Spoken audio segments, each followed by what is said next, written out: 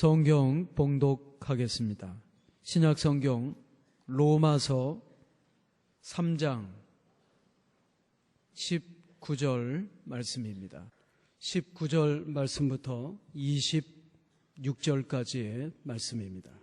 우리가 알거니와 물은 율법이 말하는 바는 율법 아래에 있는 자들에게 말하는 것이니 이는 모든 입을 막고 온 세상으로 하나님의 심판 아래에 있게 하려 함이라.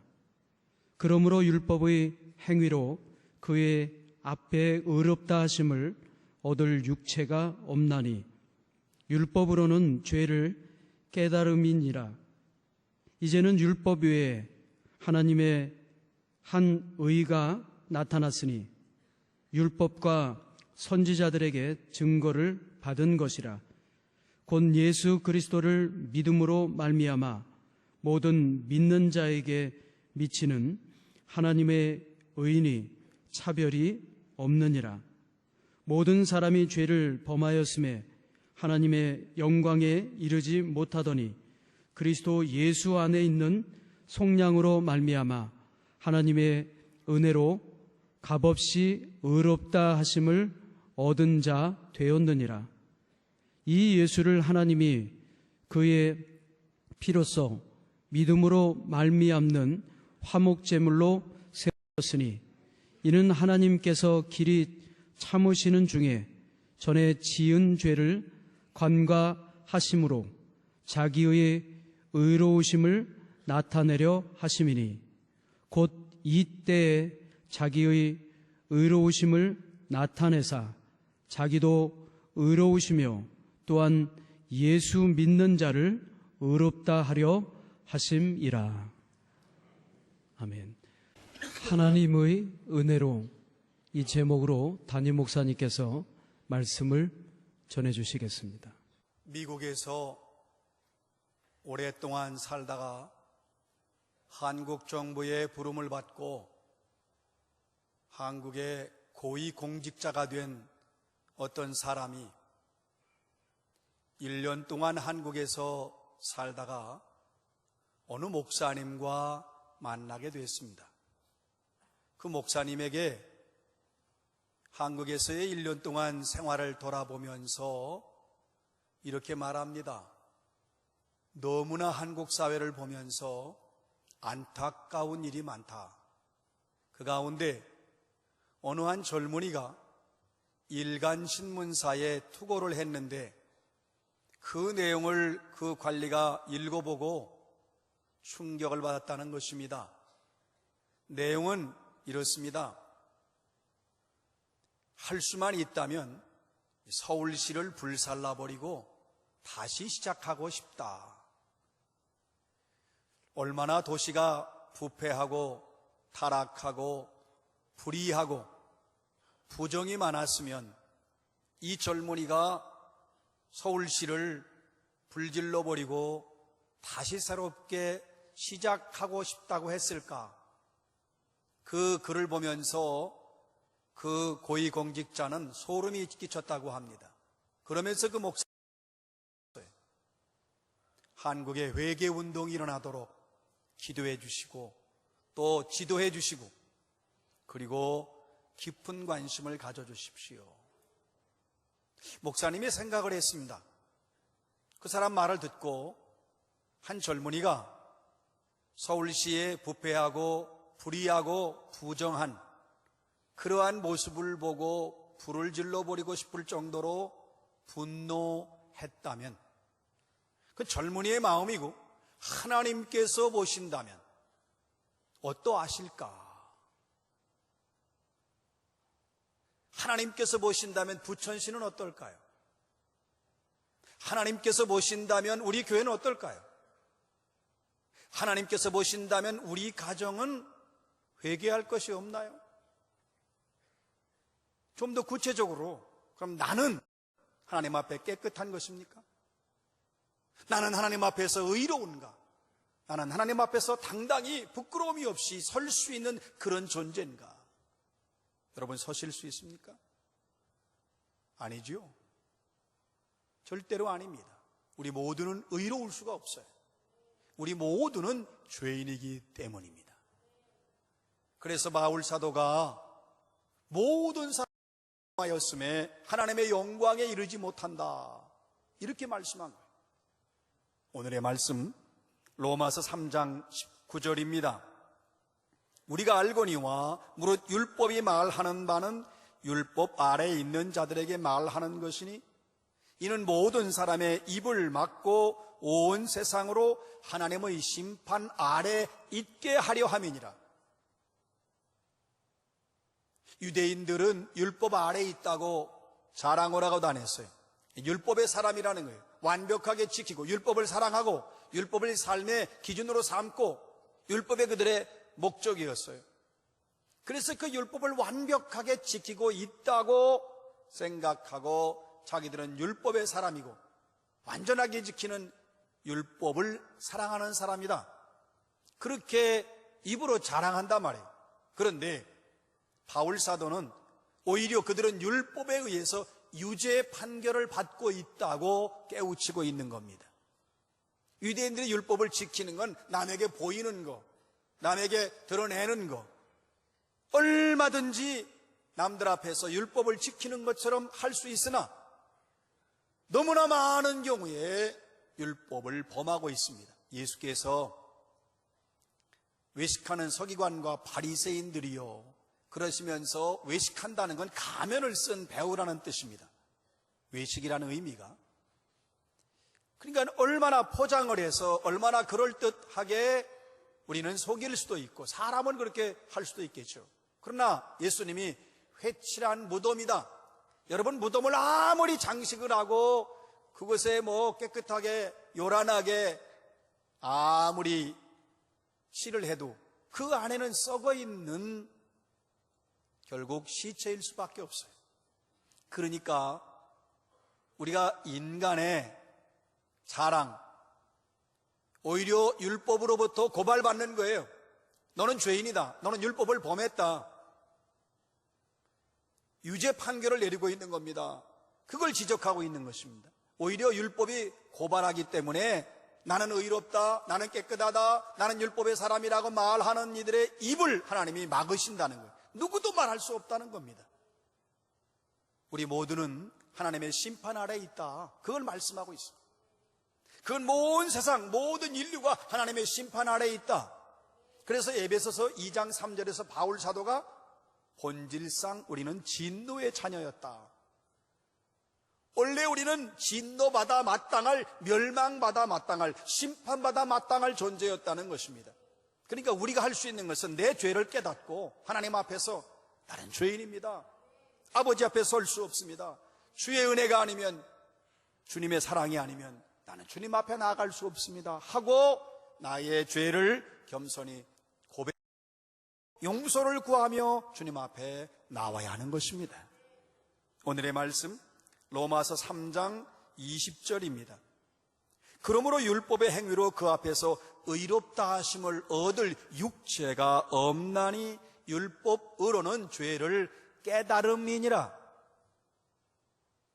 여러분, 율법의 행위로 내가 말씀을 잘 지키고 내가 뭔가 공로가 있고 업적이 있고 내가 뭔가 훌륭한 일을 하고 헌금을 많이 하고 내가 또 뭐 열심히 기도하고 내가 어떠한 그 행위로는 또 내가 선한 마음을 갖고 뭐 내가 착하게 살고 그것 가지고 우리가 의롭게 될 수가 없습니다. 분명히 말씀합니다.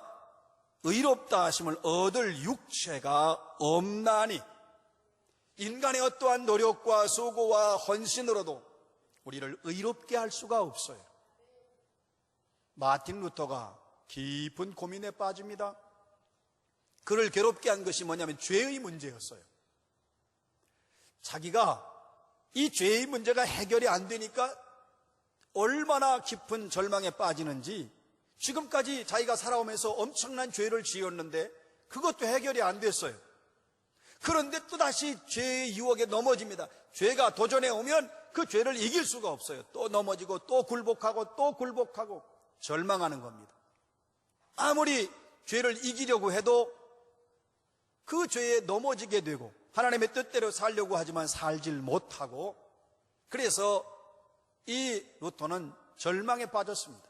과연 나는 희망이 없는가? 나는 이대로 살다가 진노의 자녀로 끝날 것인가? 나는 의롭게 될 수 없는가? 나는 하나님 앞에 온전히 설 수 없는가를 고민하다가 기도를 많이 하기 시작했어요. 그것으로 안 돼요. 얼마나 많이 성경을 읽었나 몰라요. 그것으로도 안 돼요. 심지어는 성당의 계단을 무릎으로 기어 올라가는 거예요. 그 고통을 내가 받으면 혹시라도 내가 이 문제에 깨달음이 없을까? 무릎으로 계단을 오르내렸어요.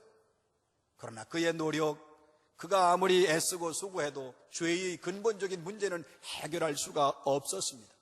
그 절망의 깊은 심연에 빠져 있을 때에 로마서를 읽고 연구하고 그 말씀 안에 깊은 묵상 속에서 그 하나님이 주시는 말씀으로 해답을 얻습니다. 죄인을 향하여 비치는 하나님의 빛을 발견하게 됐어요. 구원의 빛이지요.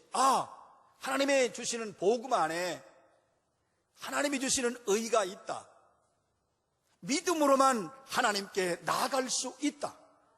예수 그리스도가 나의 모든 죄악의 문제를 해결해 주셨다. 예수 그리스도가 해답이다. 이걸 깨닫게 됐습니다. 그동안은 자기가 뭔가 노력하고 수고하고 애쓰면 그것이 해결된다고 생각을 해서 인간의 노력으로 안 되는 거죠. 공로나 업적, 어떤 인간의 능력, 인간의 지혜, 인간의 결심 안 돼요.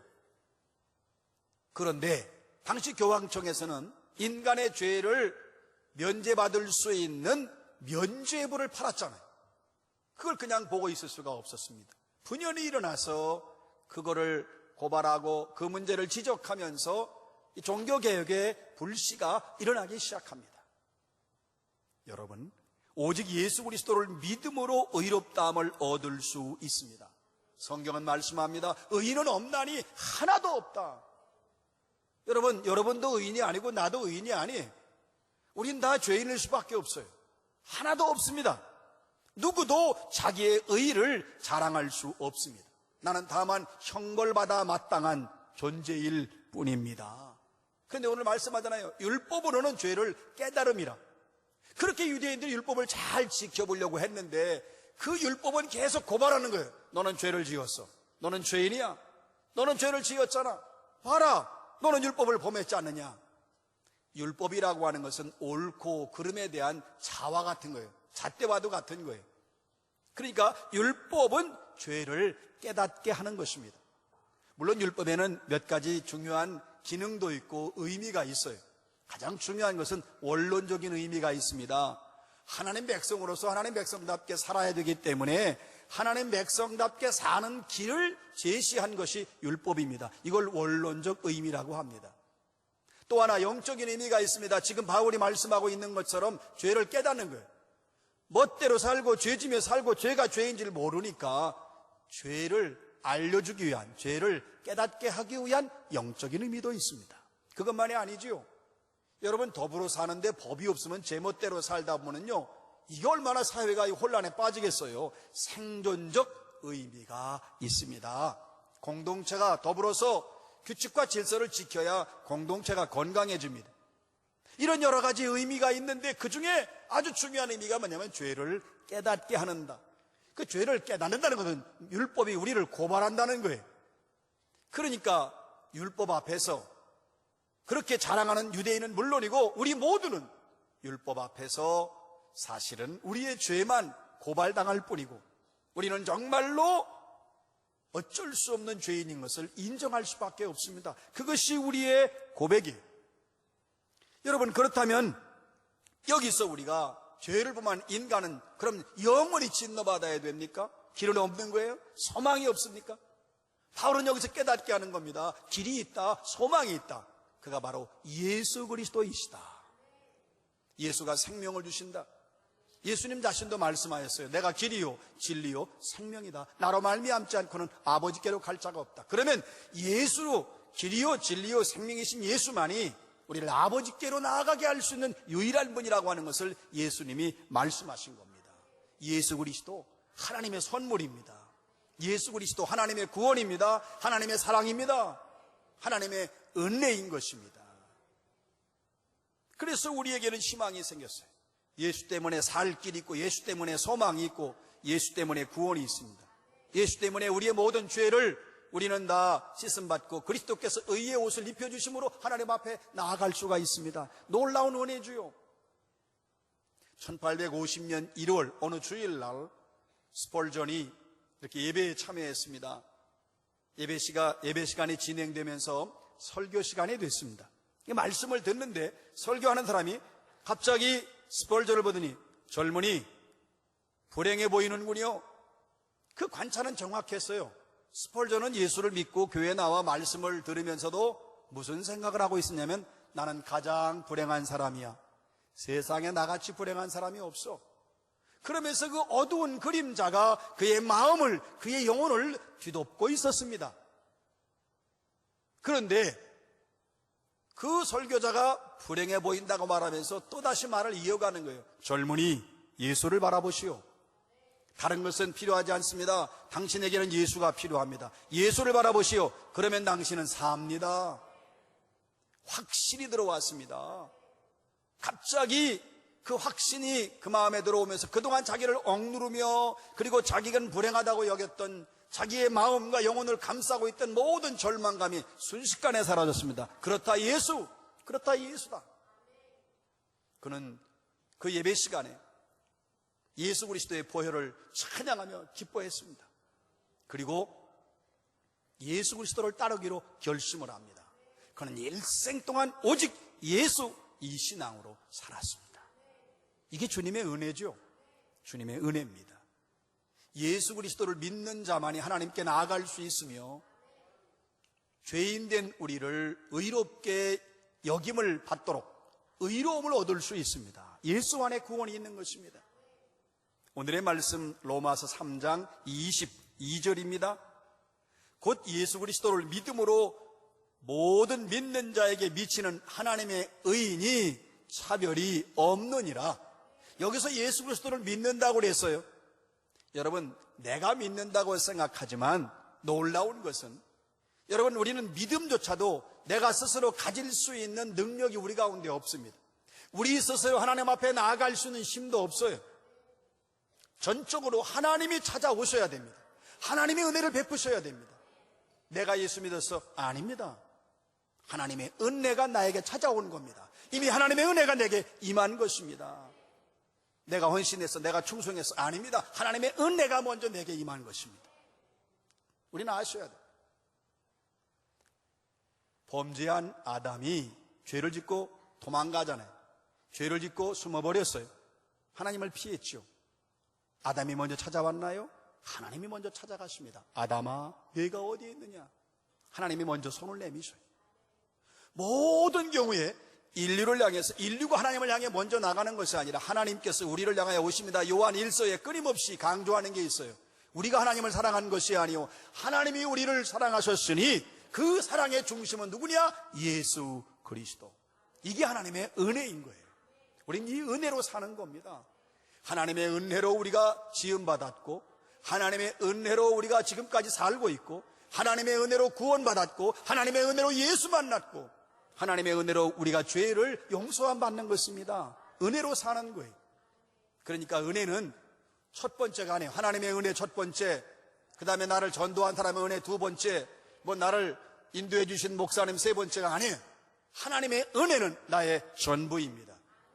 예수 그리스도는 내 인생의 첫 번째가 아니라 예수 그리스도는 내 인생의 전부인 것처럼, 예수는 내 삶의 전부이십니다. 마찬가지로 하나님의 은혜는 내 인생의 전부입니다. 전부다라는 하나님의 은혜 안에 거하고 그 은혜로 사는 거지요. 내가 어떻게 하나님 앞에 설 수 있어요? 하나님의 은혜입니다. 놀라운 것은 이 은혜는 차별이 없다고 그랬어요. 차별이 없다. 여러분, 당신이나 나나 다 주의 은혜를 받는 거예요. 차별이 없어요. 더구나 값 없이 주신다. 24절에서 분명히 말씀합니다. 값 없이 주신다.